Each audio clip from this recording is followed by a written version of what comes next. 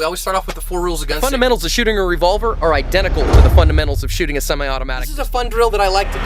It's a great rifle for home defense, for personal protection. Have a great time. So everybody, let's go and do some shooting, shall we? Hi, Asp. This is John with another episode of Active Self-Protection.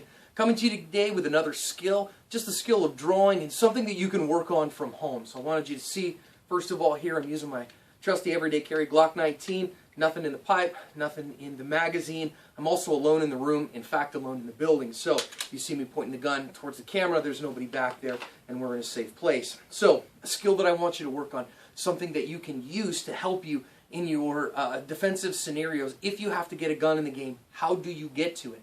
Well, you got to start with where you carry that gun. And where you carry that gun is important, but just as important as where you carry it is how to employ it and get it into the fight. I think a lot of times we work on ranges where we're static, we load the gun, we point it at our target that's static, and we fire. But what we need to be able to do instead is to get to the gun. A lot of people do, like, instead of an appendix carry, they carry out the back, and if they're carrying near the back of their carry gear, so this particular one here, since I'm left-handed, is in about the 8 o'clock position. So that means I got to be able to get to it. Now, I'm not wearing a shirt here. That's real easy. If I'm carrying in the appendix position, people will pull that up and then pull the gun and go from there. But I don't have that because the gun is behind me. I can't very well reach around and pull up my shirt. So what do I have to do? If you are carrying in this type of position, whether that's 3 o'clock, 4 o'clock, 8 o'clock, 9 o'clock position, you've got to be able to get to that gun one-handed.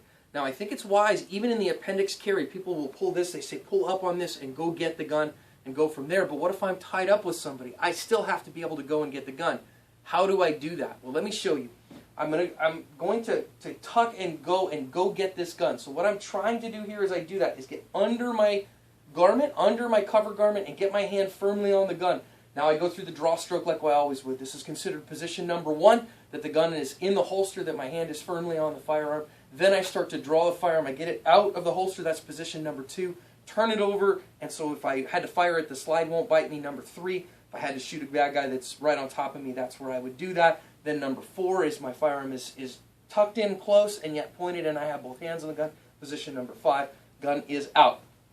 But this particular drill, I want to work on just getting the gun out of the holster and on target. So again, nobody behind me, gun's already been shown to be empty. So I'm going to go and get the gun, pull it on target, and break the shot when I see the front sight on my target.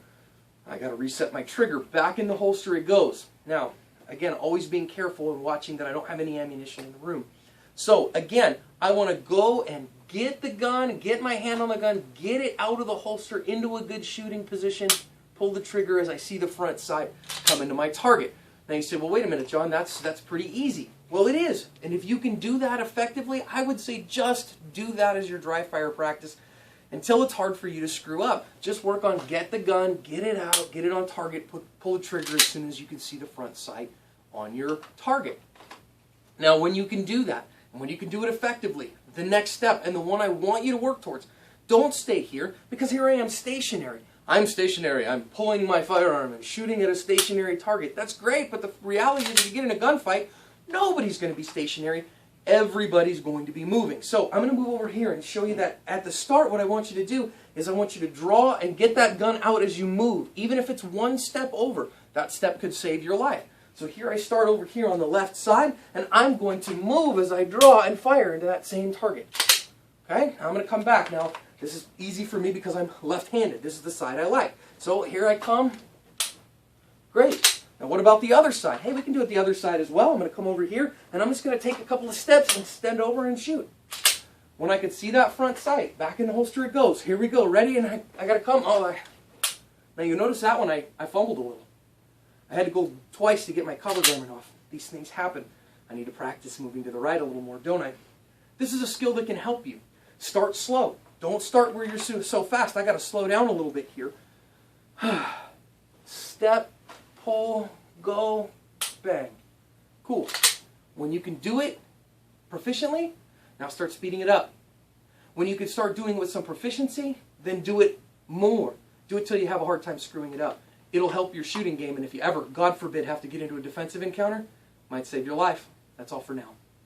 So everybody, let's go and do some shooting, shall we?